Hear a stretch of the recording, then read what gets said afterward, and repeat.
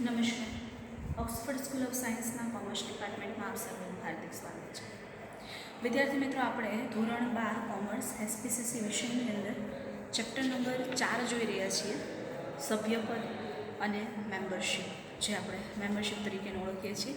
એના વિશે વિગતે માહિતી આપણે મેળવેલી છે કે સભ્યપદ કોને કહેવાય. સભ્યપદ એટલે નામ ઉપરથી આપણને ખબર પડી જાય કે કોઈ પણ કંપનીના સભ્ય થવું. આપણે પણ ઘણી બધી વખત એવા આપણે ઓફર્સ જોતા હોઈએ છીએ. રોટરી ક્લબ હોય, લાયન્સ ક્લબ હોય, એની અંદર સભ્ય બનાવતા હોય, મેમ્બરશિપ ઓફર કરતા હોય. તો એમાં જે રીતે નિયમો અને કાયદા કાનૂનો લાગુ પડે છે, બસ એ જ રીતે ધોરણ 12ની અંદર આજે ચેપ્ટર સભ્યપદ ઇન્ક્લુડ કરેલું છે. એમાં કંપનીમાં પણ આપણે સભ્યપદ એટલે કે મેમ્બરશિપ મેળવવા માટેના અમુક નિયમો હોય છે. કેવી રીતે મેળવી શકાય છે, શું છે, એના વિશેની આપણે વિગતે માહિતી મેળવીશું. તો કે કંપનીની જામીનગીરીમાં રોકાણ કરવા માટે તમને વિજ્ઞાપન પત્ર બહાર આપવામાં આવે છે. એના આધારે જે વ્યક્તિ, વિજ્ઞાપન પત્ર એટલે જાહેરાત આપવામાં આવે છે, એના આધારે જે વ્યક્તિ પોતે એમાં સભ્ય પદ મેળવવા માટે અરજી કરે છે, એના અનુસંધાનમાં રોકાણ કરવા ઈચ્છતી વ્યક્તિઓ શેર ખરીદવા માટેની અરજી કરે છે. આવેલી અરજીઓ એકત્રિત થાય છે કંપનીની અંદર. બધા જ અરજીઓ કરતા હોય, વિવિધ દેશ હોય, વિવિધ પ્રાંત હોય, વિવિધ પ્રદેશમાંથી લોકો જે છે એ આવા શેર ખરીદવા માટે અરજી કરતા હોય છે. તો આવી જે અરજી છે એ અરજીઓ એકત્રિત થાય છે, પછી એનું વર્ગીકરણ કરવામાં આવે છે, એનું ક્લાસિફિકેશન કરવામાં આવે છે. કોઈ વ્યક્તિએ 50 શેર ખરીદવા માટે અરજી કરી હોય, કોઈ કે 5 શેર ખરીદવા અરજી કરી હોય, કોઈ કે 500 શેર ખરીદવા અરજી કરી હોય. અલગ અલગ પ્રકારના શેરની અરજીઓ થતી હોય છે. નીતિ સંચાલક મંડળ શેર બજારના પ્રતિનિધિઓની સાથે પરામર્શન કરી, એની સાથે વાતચીત કરી અને પછી એમાંથી શેરનું એલોટમેન્ટ કરે છે. એટલે કે એને શેરની વર્ગીકરણ કર્યા પછી એને મંજૂરી અથવા ફાળવણી આપે છે. અને જે સભ્ય છે કે જેના શેર મંજૂર થયા છે એનું સભ્યપત્રકમાં નામ ચડાવવામાં આવે છે અને એ રીતે એક તો એક સભ્ય બની શકે, એટલે કે શેર ખરીદીને સભ્ય બની શકે છે. પરંતુ ઘણા એવા હોય છે કે જે આવેદનપત્રમાં સ્થાપનાની કલમ વખતે સહી કરી અને સભ્ય બની શકે છે, ભલે એણે પછી શેર ન ખરીદ્યા હોય. તો આ બે બાબતોથી સભ્યપદ પ્રાપ્ત થઈ શકે છે. સભ્ય થયા પછી કંપની તરફથી કેટલાક અધિકારો પ્રાપ્ત થાય છે અને કેટલીક ફરજો એને નિભાવવી પડે છે. તો આ બે બાબત છે કે જે સભ્યપદને અસર કરે છે. સભ્યપદ અર્થ અને વ્યાખ્યા વિશે આપણે વાત કરીએ તો જે વ્યક્તિનું નામ લેખિત સંમતિ દ્વારા, જે વ્યક્તિ લેખિત સંમતિ આપે છે કે મારે અહીંયા સભ્ય બનવું છે, તો એની લેખિત સંમતિ દ્વારા શેર અરજી દ્વારા શેરની અરજી કરીને કંપનીના સભ્યપત્રકમાં નોંધેલ કંપનીના સભ્યનું નામ જે છે એ સભ્ય તરીકે ગણવા માટે પ્રસ્તુત છે. એટલે કે એ શેર અરજી કરીને અથવા તો લેખિત સંમતિ આપીને પોતે આ કંપનીનો સભ્ય થવા માંગે છે. જ્યારે એવી સંમતિ આપે છે અને સભ્યપત્રકમાં એનું નામ નોંધાય છે, તો એને આપણે સભ્ય ગણી શકીએ છીએ. ત્યાર પછી ટૂંકમાં સભ્ય થવા માટે તો સભ્યની લેખિત સંમતિ અનુસાર અને બીજું એના સભ્યપત્રકમાં નામ હોવું જોઈએ. એક તો એની લેખિત સંમતિ, બીજું એનું સભ્યપત્રકમાં નામ. આ બે બાબતો છે એ ખૂબ મહત્વની ગણવામાં આવે છે. એની વ્યાખ્યા જોઈએ તો કે કંપની ધારા અનુસાર જણાવ્યા મુજબ જે વ્યક્તિ કંપનીના આવેદનપત્રમાં સહી કરે છે અને સભ્ય થવા માટેની લેખિત સંમતિ આપેલી હોય અને જે વ્યક્તિએ કંપનીના સભ્ય થવા માટે લેખિત સંમતિ આપી હોય એ વ્યક્તિ છે સભ્ય ગણાય છે. તો આવેદનપત્રમાં પોતે સહી કરી હોય અને બીજું લેખિત સભ્ય થવા માટેની સંમતિ આપેલી હોય, આ બે બાબત જે છે એ સભ્ય થવા માટે અગત્યની છે અથવા આવશ્યક છે. કંપની ધારો 2013 અનુસાર શું કહેવામાં આવે છે? તો કે કંપની ધારો 2013 નીકળ્યો છે, એના અનુસંધાનમાં કંપનીના શેર ધારણ કરનાર જે વ્યક્તિ છે એ પોતાના શેર ડિપોઝિટરી પાસે પણ રાખી શકે છે અને શેરધારકના નામ કંપનીના સભ્યપત્રકમાં નોંધાયેલા ન હોવા છતાં ડિપોઝિટરી નોંધમાં લાભાર્થી માલિક તરીકે દર્શાવેલ હોવાથી કંપનીનો સભ્ય ગણાય છે. ભલે ડિપોઝિટરી એનું નામ ગણાતું હોય, પરંતુ લાભાર્થી માલિક તો છે જ, એટલા માટે એનું નામ સભ્ય તરીકે ગણવામાં આવે છે. સભ્ય અને શેર હોલ્ડરની બાબતની વાત કરીએ તો કે મેમ્બર અને શેર હોલ્ડર એ બે અલગ બાબત છે. સામાન્ય રીતે બંને વ્યક્તિ એક જ છે એવું ધારીએ છીએ, પરંતુ એ બંને વચ્ચેનો ઘણો બધો તફાવત છે. સભ્ય અલગ છે, શેર હોલ્ડર અલગ છે. તો એ બંને બાબતની ચર્ચા આપણે અગાઉના લેક્ચરમાં કરી છે. બંને વચ્ચેનો તફાવત પણ આપણે જોયો છે. વ્યક્તિ સભ્ય હોય પણ શેર હોલ્ડર ન હોય એવું બની શકે અને વ્યક્તિ શેર હોલ્ડર હોય પણ સભ્ય ન હોય એવું બની શકે છે. આ બે બાબતો અલગ અલગ છે, જેમાં પહેલી બાબત છે, જે વ્યક્તિએ કંપનીના આવેદનપત્રમાં સહી કરી હોય એ તરત સભ્ય બને છે, પરંતુ એણે શેર ખરીદ્યા ન હોય તો પણ સભ્ય ગણાય છે. જે વ્યક્તિએ ટૂંકમાં આવેદનપત્રમાં સહી કરી નાખી છે, સ્થાપનાની કલમમાં સહી કરી નાખી છે, તો એ વ્યક્તિ સભ્ય ગણાય છે, પછી ભલે એને શેર ન ખરીદ્યા હોય. શેર હોલ્ડર એટલે જે વ્યક્તિએ શેર ધારણ કર્યા હોય ને શેર હોલ્ડર કહેવાય, પણ એને શેર ધારણ નથી કર્યા છતાં એ શેર હોલ્ડર ગણાય છે. શા માટે? તો એને કંપનીના આવેદનપત્રમાં સહી કરી છે એટલા માટે. બીજી પોસિબિલિટી, બાંયધરીથી મર્યાદિત જવાબદારીવાળી કંપની હોય એટલે કંપનીના સભ્યો એવી બાંયધરી આપે છે કે જ્યારે કંપનીનું વિસર્જન થશે, કંપનીનો અંત થશે, ત્યારે અમે 20% કે 30% બાંયધરી લઈએ છીએ. તો એ સભ્યોને માત્ર ચોક્કસ રકમ પૂરતી બાંયધરી આપવી હોય, એની પાસે શેર ન હોવા છતાં એ સભ્ય તરીકે ગણાય છે. જે વ્યક્તિએ પોતાના શેર બીજાના નામે ફેરબદલી કર્યા હોય અને શેર હોલ્ડર તરીકે, જ્યારે આપણે શેર બદલી કરી નાખીએ છીએ ત્યારે આપણે શેર હોલ્ડર રહેતા નથી, પરંતુ જ્યાં સુધી સભ્યપત્રકમાં નામનું ટ્રાન્સફર ન થાય, એ સભ્યનું નામ ન ઉમેરાય અને આપણું નામ દૂર ન કરે ત્યાં સુધી આપણે એના સભ્ય ગણાઈએ છીએ. અને ચોથું, કે જે કંપની શેર મૂડી ધરાવતી નથી એના ક્યારેય શેર હોલ્ડર તો હોતા જ નથી, કારણ કે એને શેર જ નથી, પરંતુ એ કંપનીના સભ્ય હોઈ શકે છે, કારણ કે કંપની ચાલુ કરવા માટે સભ્ય તો જોઈએ જ. એનું જ્યારે આપણે રજિસ્ટ્રેશન કરાવીએ છીએ રજિસ્ટ્રાર પાસે, ત્યારે કંપનીના સભ્યો જોઈએ છીએ. તો શું થાય છે? તો કે એ વખતે કંપની શેર મૂડી નથી ધરાવતી, એટલે શેર મૂડી ન હોય એટલે શેર હોલ્ડર ન હોય. શેર જ ન હોય તો એને ધારણ કરનાર વ્યક્તિ ક્યાંથી હોય? તો જ્યારે એની પાસે શેર નથી હોતા, શેર મૂડી નથી હોતી, ત્યારે શેર હોલ્ડર હોતા નથી, પરંતુ એના કંપની ચાલુ કરવા માટે એના સભ્યની આવશ્યકતા હોય છે. બીજી પોસિબિલિટી, કે વ્યક્તિ શેર હોલ્ડર હોય પણ સભ્ય ન હોય, તો કે કંપનીના શેર ખરીદનાર વ્યક્તિ શેર હોલ્ડર કહેવાય, શેર ધારણ કરે છે એટલે એ શેર ધારક ગણાય છે. શેર ધારકને ઇંગ્લિશમાં શું કહેવાય? Share holder. એટલે પોતાનું નામ સભ્યપત્રકમાં ન નોંધે ત્યાં સુધી એ કંપનીનો સભ્ય ગણાતો નથી, પરંતુ શેર હોલ્ડર તો છે જ. બરાબર. બીજી પોસિબિલિટી, કે શેર હોલ્ડરનું અવસાન થાય ત્યારે એના કાયદેસરના પ્રતિનિધિ શેર હોલ્ડર બને છે, પરંતુ જ્યાં સુધી એમનું સભ્યપત્રકમાં નામ ન નોંધાય ત્યાં સુધી સભ્ય ગણાતો નથી. બરાબર. આપણે પોસિબિલિટી જોઈ, ત્યાર પછી આપણે સભ્ય અને શેર હોલ્ડર વચ્ચેનો તફાવત પણ જોયો છે, જેમાં તફાવતમાં મુખ્ય આપણે 3 મુદ્દા જોયા. એનો અર્થ, એનું સહી અને કાયદાકીય હસ્તાંતરણ. તો કે અર્થમાં એવું હતું કે જે વ્યક્તિ લેખિત સંમતિ આપે અને આવેદનપત્રમાં સહી કરી અને શેરને ધારણ કરે તો એ સભ્ય બની શકે છે, જ્યારે શેર હોલ્ડર એ શેર ધરાવતી વ્યક્તિને શેર હોલ્ડર કહેવાય છે. આ બેનો તફાવત. બીજો તફાવત છે એની સહી. તો કે જે વ્યક્તિ આવેદનપત્રની સ્થાપનાની કલમમાં સહી કરી હોય એને સભ્ય ગણી લેવામાં આવે છે. તો કે શેર હોલ્ડરની અંદર આપણે જોઈએ તો કે કંપનીની આવેદનપત્રની સ્થાપનાની કલમમાં સહી કરવાની જરૂર નથી, શેર ધારણ કરે એટલે સભ્ય બની જાય છે. ત્રીજો મુદ્દો, કાયદાકીય હસ્તાંતરણ. તો કે કાયદેસરનો પ્રતિનિધિ શેર ફેરબદલી પ્રક્રિયા દ્વારા એનું નામ સભ્યપત્રકમાં નોંધાવે છે ત્યારે એ સભ્ય ગણાય. જ્યારે શેર હોલ્ડરમાં કાયદાકીય હસ્તાંતરણ દ્વારા જ્યારે કાયદેસરના પ્રતિનિધિને શેર પ્રાપ્ત થાય ત્યારે તે શેર હોલ્ડર ગણાય છે. જ્યારે એને શેર પ્રાપ્ત થાય ત્યારે શેર હોલ્ડર ગણાય અને ઓલો સભ્યપત્રકમાં નામ નોંધાવે ત્યારે એ સભ્ય ગણાય. એટલે આ બંને વચ્ચેની તફાવત જોયું. હવે આપણે એ જોઈ રહ્યા હતા કે સભ્યપદ કોણ મેળવી શકે છે. Who can acquire a membership? Membership કોણ મેળવી શકે છે? તો કે કંપની એ કાયદાની દ્રષ્ટિમાં અસ્તિત્વમાં આવેલો કૃત્રિમ વ્યક્તિ છે.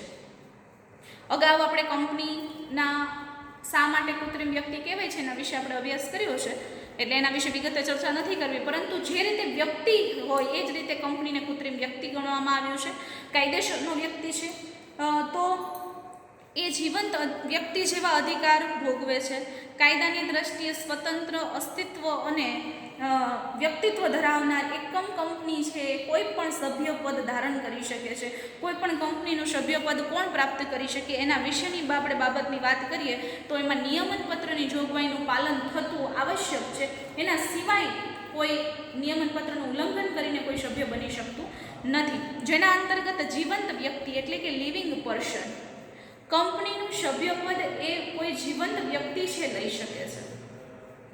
મૃત્યુ પામેલો વ્યક્તિ હોય, નાદાર જાહેર થયેલો હોય, અસ્થિર મગજનો હોય, સગીર વયનો વ્યક્તિ ક્યારે પણ કંપનીનું સભ્યપદ પ્રાપ્ત કરી શકતો નથી.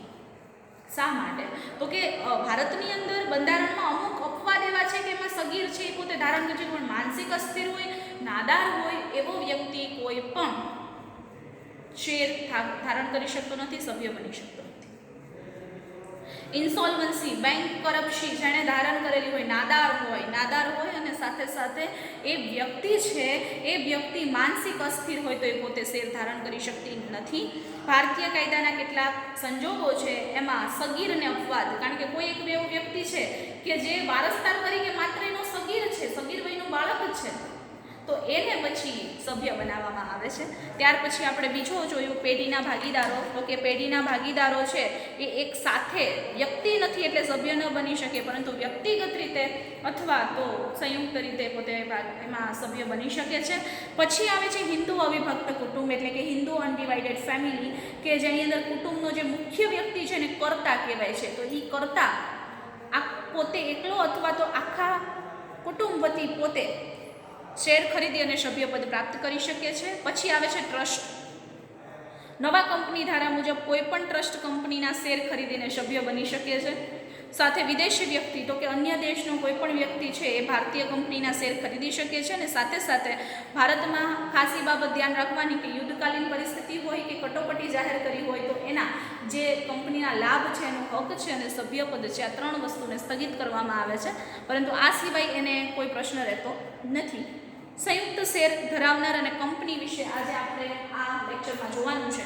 તો વિદ્યાર્થી મિત્રો, ચાલો તમારા નોટબુકની અંદર તમારે પહેલાં હેડિંગ મારી દેવાનું છે.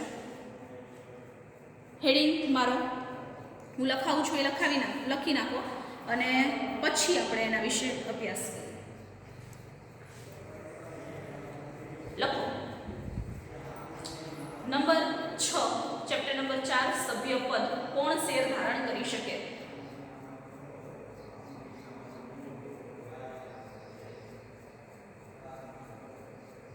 લખો એમાં નંબર 6,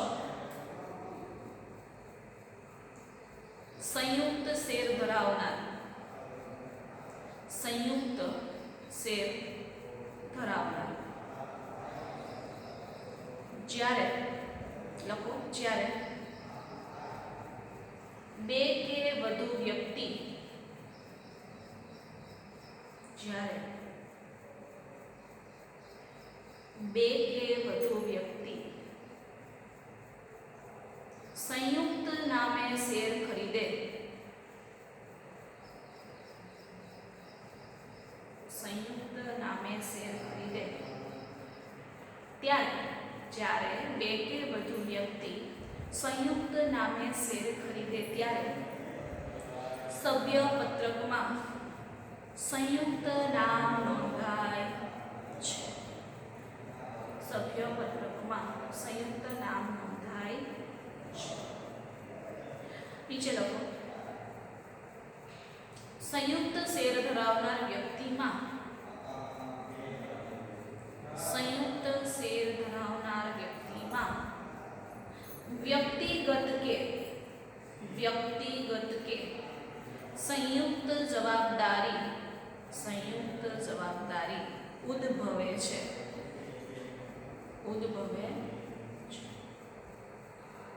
એના પછીનો મુદ્દો લખો. કંપનીની વહીવટી સરળતા ખાતર, કંપનીની વહીવટી સરળતા ખાતર પ્રથમ નામે પત્ર વ્યવહાર થાય છે. એટલે સંયુક્ત વ્યક્તિઓમાં જેનું પ્રથમ નામ લખ્યું હોય એમાં પત્ર વ્યવહાર થાય છે. સાથે નોટિસ, પરિપત્રો, ડિવિડન્ડ વોરંટ, પરિપત્ર, દસ્તાવેજ,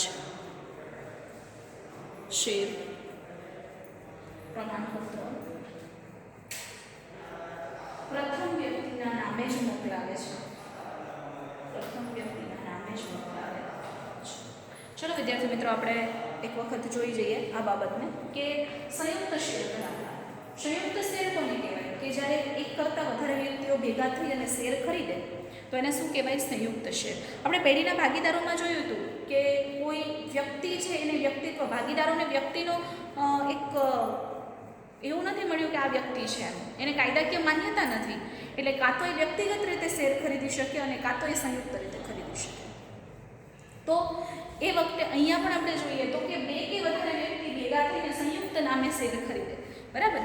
કેવી રીતે? તો કે કોઈ એક શેર છે, બરાબર, એ શેર છે રિલાયન્સમાં અથવા આલ્કોમાં છે. હવે કોઈ ત્રણ વ્યક્તિને શેર ખરીદવો છે તો એનું નામ એક્સ, વાય અને ઝેડ છે, તો એ ત્રણેયના નામે સંયુક્ત રહેશે. જો એ શેરની કિંમતમાં વધારો થાય કે ઘટાડો થાય તો એ ત્રણેયની અસર ઉદ્ભવે, એની જવાબદારી પણ ત્રણેયની થઈ જાય. એટલે કે સંયુક્ત નામે બે કે વધુ વ્યક્તિ સંયુક્ત નામે શેર ખરીદે અને સભ્યપત્રકમાં સંયુક્ત નામ જે છે નોંધે છે. વ્યક્તિગત કે સંયુક્ત જવાબદારી એની ઉદ્ભવે છે, કાં તો એની વ્યક્તિગત જવાબદારી હોય ને કાં તો પછી એની સંયુક્ત જવાબદારી ઉદ્ભવે છે. વહીવટી સરળતા ખાતર પ્રથમ નામે પત્ર વ્યવહાર કરવામાં આવે છે. વહીવટી સરળતા ખાતર પ્રથમ નામે એના શું થાય છે? તો કે પત્ર વ્યવહાર થાય છે. નોટિસ, પરિપત્ર, ડિવિડન્ડ વોરંટ, પરિપત્ર, દસ્તાવેજ, શેર અને શેરના જે પ્રમાણપત્ર છે એ પ્રથમ નામે જ મોકલવામાં આવે છે. કેવી રીતે મોકલે છે? પહેલા નામે. જે વ્યક્તિનું પહેલું નામ હોય એના નામે જ એ આ દસ્તાવેજો મોકલાય છે. વહીવટી સરળતા ખાતર કદાચ 5 વ્યક્તિ હોય તો 5 વ્યક્તિના નામે પત્ર, કેટલા બધા પત્રો થઈ શકે. અને આવા શેર કદાચ 50 જણાએ ખરીદ્યા હોય તો કંપનીએ બધાના નામ લખવામાં બહુ મોટી મુશ્કેલીઓ સર્જાય છે. એટલે વહીવટી સરળતા ખાતર પ્રથમ વ્યક્તિનું નામ જે હોય એના નામે જ બધી વસ્તુ, એ નોટિસ હોય, પરિપત્ર હોય, ડિવિડન્ડ વોરંટ હોય, દસ્તાવેજ હોય કે પછી કોઈ શેરનું પ્રમાણપત્ર હોય, બધું એના નામે જ કરવામાં આવે છે. પરંતુ એની સંયુક્ત કે વ્યક્તિગત જવાબદારી ઉદ્ભવે છે અને વહીવટી સરળતા ખાતર ખાલી એના નામે મોકલે છે, બાકી સંયુક્ત નામે જ બધી બાબતો છે. ત્યાર પછીનો મુદ્દો જોઈએ તો કે કંપની છે સભ્યપદ કેવી રીતે મેળવી શકે? આપણે તે કંપની કેવી રીતે? તો કે કંપની કૃત્રિમ વ્યક્તિત્વ છે. જો જીવંત વ્યક્તિ મેળવી શકતી હોય તો કંપની શા માટે ન મેળવી શકે? જીવંત વ્યક્તિને કૃત્રિમ વ્યક્તિત્વના અધિકાર, જીવંત વ્યક્તિને જો અધિકાર હોય તો કંપની તો કૃત્રિમ વ્યક્તિત્વ છે, એને પણ કાયદેસરનો અધિકાર છે, તો એ પણ સભ્યપદ મેળવી શકે છે. અસ્તિત્વમાં આવેલ અલગ અને સ્વતંત્ર કૃત્રિમ વ્યક્તિત્વ એટલે કંપની કહી શકાય. એટલે કંપનીના નિયમનપત્ર અનુસાર બીજી કંપનીનું સભ્યપદ મેળવી શકે, પોતાનું નહીં પણ બીજી કંપનીનું પ્રતિનિધિત્વ મેળવી શકે છે. પણ કેવી રીતે? તો કે એ નિયમનપત્રના અનુસાર. કોના અનુસાર? નિયમનપત્રના અનુસાર. નિયમનપત્ર જે કહે છે એના આધારે બીજી કંપનીનું સભ્યપદ મેળવી શકે.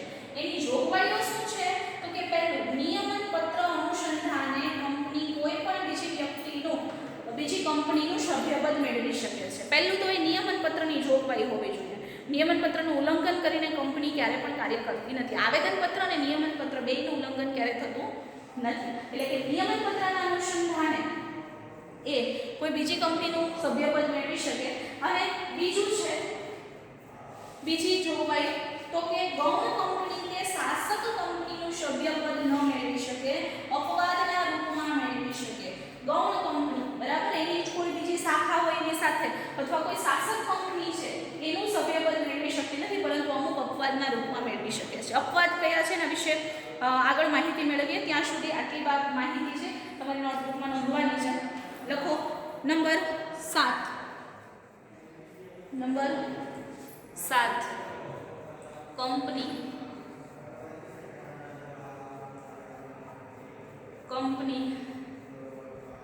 લખો અસ્તિત્વમાં આવે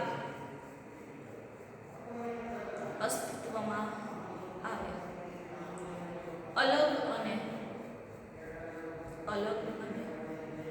સ્વતંત્ર કૃત્રિમ વ્યક્તિ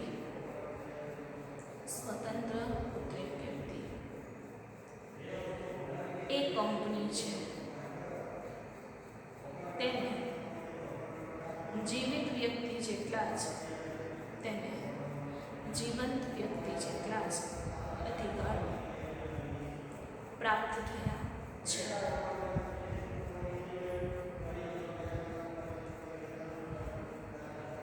નીચે પોઈન્ટ કરીને લખો. નિયમન પત્ર અનુસાર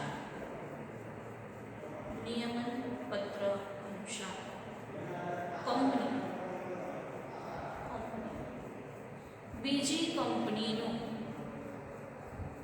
બીજી કંપનીનું સભ્યપદ મેળવે છે.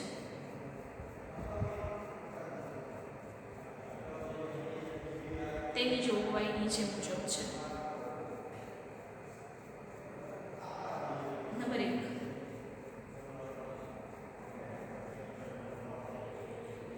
કંપની જ્યારે બીજી કંપનીનું કોઈ કંપની બીજી કંપનીનું સભ્યપદ મેળવે ત્યારે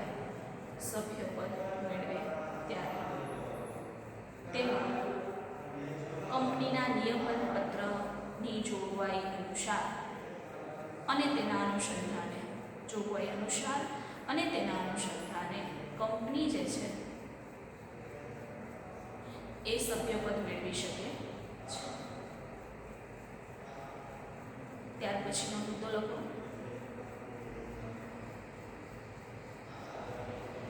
गौण कंपनी के शासक कंपनी नो सभ्यपद कोई कंपनी न मेळवी शके पण गौण कंपनी के शासक कंपनी नो सभ्यपद कोई कंपनी न मेळवी शके पण अपवादना रूपमां मेळवी शके. अपवादना रूपમાં મેળવી શકે. તો વિદ્યાર્થી મિત્રો આટલું આપણે જોઈ ગયા છીએ. હવે અપવાદ કયા આપ્યા છે? 3 અપવાદ અહીંયા આપણને આપ્યા છે. આમ તો એ ગૌણ કંપની કે શાસક કંપનીનું સભ્યપદ નથી મેળવી શકતી, એટલે કે એની જ કોઈ પેટા કંપનીનું સભ્યપદ ન મેળવી શકે, કારણ કે એક જ કંપની થઈ ને. અથવા કોઈ શાસક કંપની હોય તો એની જે મુખ્ય કંપની છે એનું સભ્યપદ ન મેળવી શકે, કારણ કે એની કંપનીનું સભ્ય ન બની શકે. પરંતુ अन्य कोई पण अपवादो होय तो बनी शके. एना अपवाद छे कि शासक कंपनीना कोई सभ्यनुं अवसान थाय. शासक कंपनीनो कोई सभ्य होय એટલે કે એની જે મુખ્ય શાખા છે, ધારો કે આરકોમ છે, આરકોમ શેમાંથી આવી? તો રિલાયન્સમાંથી. તો આરકોમની શાખા કંપની કઈ થઈ? આરકોમ છે ઈ શેમાંથી આવી? તો કે રિલાયન્સ છે ની કઈ કંપની થઈ? આ શાસક કંપની થઈ અને આ એની ગૌણ કંપની. એટલે આ કંપની પોતાની કંપનીમાં શેર ન રોકી શકે અને આ કંપની પોતાની મુખ્ય કંપનીમાં શેર ન રોકી શકે અથવા તો સભ્યપદ ન બની શકે. તો શાસક કંપનીના કોઈ સભ્યનું અવસાન થાય અને ગૌણ કંપની કાયદેસરના પ્રતિનિધિ તરીકે શેર ધારણ કરે ત્યારે એ સભ્ય બની શકે. શું કીધું છે? ફરી એક વખત. રિલાયન્સ છે એ કેવી કંપની છે? શાસક કંપની છે. એમાંની ગૌણ કંપની કઈ આવી? આરકોમ આવી. આરકોમને જ્યારે રિલાયન્સના શેર ધારણ કરવા છે તો ન કરી શકે, કારણ કે શાસક કંપની છે. રિલાયન્સને આરકોમના કરવા છે તો ન કરી શકે, કારણ કે ગૌણ કંપની છે. પરંતુ જ્યારે શાસક કંપની રિલાયન્સનો કોઈ સ્થાપક છે મૃત્યુ પામે ત્યારે આ કાયદેસરના પ્રતિનિધિ બને. કોણ બને? અને એને શેર ધારણ કરવા પડે એટલે એ સભ્ય બની જાય છે, બાકી ત્યાં સુધી બની શકતો નથી. બીજું કે ગૌણ કંપની કોઈ પણ સભ્યના ટ્રસ્ટી તરીકે હોદ્દો ધરાવતી હોય. આ કંપની કોઈ સભ્યનો ટ્રસ્ટી હોય અને આવા ટ્રસ્ટમાં કોઈ હિત સંબંધ ન હોય. ધારો કે આ કોણે ટ્રસ્ટ ચાલુ કર્યું છે જેને આપણે નામ આપ્યું વનચેતના, બરાબર? એણે શું કર્યું છે? એક નવું ટ્રસ્ટ બનાવ્યું છે. આપણે એના ઉદાહરણો જોતા જઈએ એટલે આ બાબત તમને વધારે સારી રીતે સમજાય.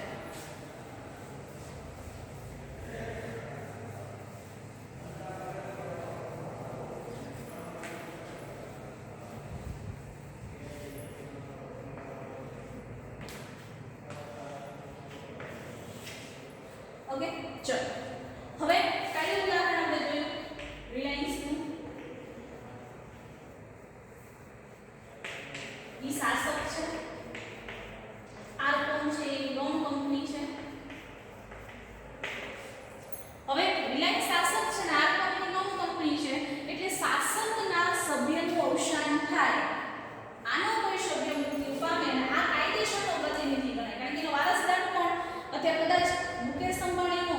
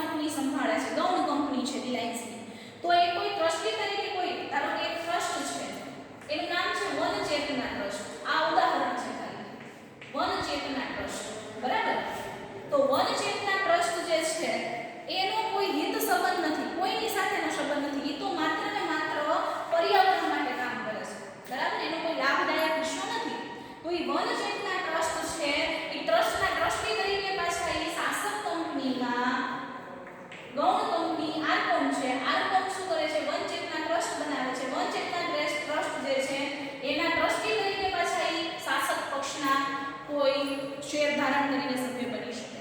અને ત્રીજું, આ કાયદાના અમલ પહેલા જો કોઈ ગૌણ કંપની શાસક કંપનીનું સભ્યપદ મેળવ્યા બાદ કંપનીઓ વચ્ચે સંબંધ સ્થાપિત થાય. હવે થાય એવું કે આ બે કંપની અલગ અલગ પડી ગઈ. હવે અત્યારની જ ઘટનાની વાત કરું તો રિલાયન્સ કંપની જે છે એ વિશ્વની સારામાં સારી કંપની તરીકે ગણાય છે અને આરકોમ જે છે એને દેવાળીઓ કાઢ્યું છે કારણ કે એને દેવું થઈ ગયું, નાદાર જાહેર થઈ, ઇન્સોલ્વન્સી થઈ છે કે ચીનની 3 બેંકો પાસેથી એણે રૂપિયા લીધા અને આપી નથી શક્યા એટલે એને નાદાર જાહેર કરી દીધી. ભાઈ મારી પાસે રૂપિયા નથી, અત્યારે મારી પાસે એક ગાડી છે, મેં મારી પત્નીના ઘરેણાં વેચીને એને 10 લાખના ઘરેણાં વેચી અને દેવું ભરપાઈ કર્યું છે. આવું એણે લેખિતમાં નિવેદન આપ્યું છે. બરાબર. અત્યારે હાલમાં એણે આવું નિવેદન અનિલ અંબાણીએ આપી દીધું છે કે ભાઈ મારી કંપની નાદાર જાહેર થઈ છે. હવે થાય એવું કે રિલાયન્સ કંપની છે એનો ભાઈઓની જ કંપની છે. હવે એ શું કરે, આની સાથે ટાઈઅપ કરે. શું કરે આની સાથે ટાઈઅપ કે ભાઈ મારો જ ભાઈ છે ને, ચાલ જવા દે, એને કંઈ તકલીફ થઈ. હમણાં ઘણી વખત એવું થયું છે. ગયા વર્ષે જાણે આરકોમ નાદાર જાહેર થઈ, દેવાળીઓ ફૂંકાઈ ગયું, ત્યારે શું કર્યું, મુકેશ અંબાણીએ એના ભાઈની મદદ કરી દેવું ભરવામાં. તો આ કંપની વચ્ચે ટાઈઅપ થઈ જાય, આ બંને જે છે એ બંને વચ્ચે સંબંધો સ્થાપિત થઈ જાય તો આ કંપનીનું સભ્યપદ મેળવી શકીએ, બાકી એનું સભ્યપદ મેળવી શકાતું નથી. સમજાઈ ગયું? પહેલા તો શું કે કોઈ સભ્યનું અવસાન થાય ને કાયદેસરના પ્રતિનિધિ હોય તો શેર ધારણ થાય. બીજું, કોઈ ટ્રસ્ટ ધરાવતા હોય ને ટ્રસ્ટી તરીકે એ પોતે મેળવી શકે શેર અને સભ્ય બને. અને આ બંને વચ્ચે કોઈ સંબંધો સ્થાપિત થાય તો થઈ શકે છે. ચલો વિદ્યાર્થી મિત્રો, આટલું તમારી નોટબુકની અંદર નોંધી લો અને આના પછીનો લાસ્ટ આપણે ભાગ જોઈએ. પહેલું જોવો, શાસક કંપનીના કોઈ સભ્યનું અવસાન થાય અને ગૌણ કંપની કાયદેસરના પ્રતિનિધિ તરીકે શેર ધારણ કરે ત્યારે નંબર 2, ગૌણ કંપની કોઈ પણ સભ્યના ટ્રસ્ટી તરીકે હોદ્દો ધરાવતી હોય અને આવા ટ્રસ્ટમાં કોઈ પણ હિત સંબંધ ન હોય.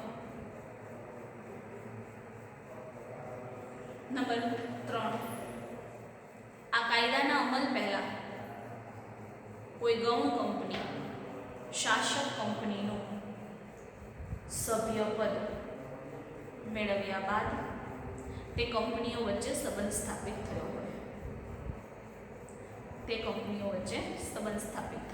અને 8મું લખી નાખો, પછી એને સમજાવી દઉં. અન્ય સંસ્થાઓ સહકારી કાયદા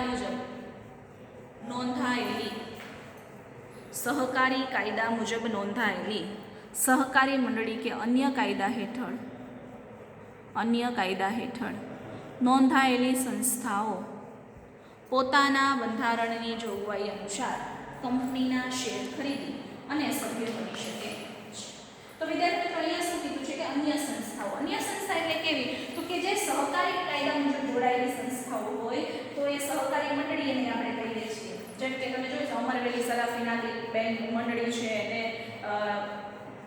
આપણે બગસરા સરાફી મંડળી છે, એવી ઘણી બધી મંડળીઓ હોય. તો એ સહકારી મંડળી જે અન્ય કાયદા હેઠળ નોંધાયેલી કોઈ પણ સંસ્થાઓ છે એ પોતાના બંધારણની જોગવાઈ, જો એના બંધારણમાં એવું લખ્યું હોય આવેદનપત્રમાં કે બીજી કોઈ કંપનીના શેર ધારણ કરીને સભ્ય બની શકે, તો એ પોતે એ કંપનીના શેર ધારણ કરીને સભ્ય બની શકે છે, બાકી સભ્ય બની શકાતું નથી. તો જીવંત વ્યક્તિ, પેઢીના ભાગીદારો, હિન્દુ અવિભક્ત કુટુંબ એટલે હિન્દુ અનડિવાઇડેડ ફેમિલી, સાથે ટ્રસ્ટ હોય, વિદેશી વ્યક્તિ હોય, સંયુક્ત શેર ધરાવનાર હોય કે કંપની હોય, આ બધા જ જે છે એ સભ્યપદ મેળવી શકે છે. તો અહીંયા આપણે આ લેક્ચરને વિરામ આપીએ છીએ. નેક્સ્ટ લેક્ચરમાં આપણે જોઈશું સભ્યપદ મેળવવાની રીત કઈ છે, કે તમે સભ્યપદ કેવી રીતે મેળવી શકો છો. એવી ઘણી બધી રીત જે છે એ આપણે જોવાની છે. તો આ લેક્ચરને વિરામ આપીએ, મળીએ નેક્સ્ટ લેક્ચરમાં. ત્યાં સુધી સ્ટે હોમ, સ્ટે સેફ.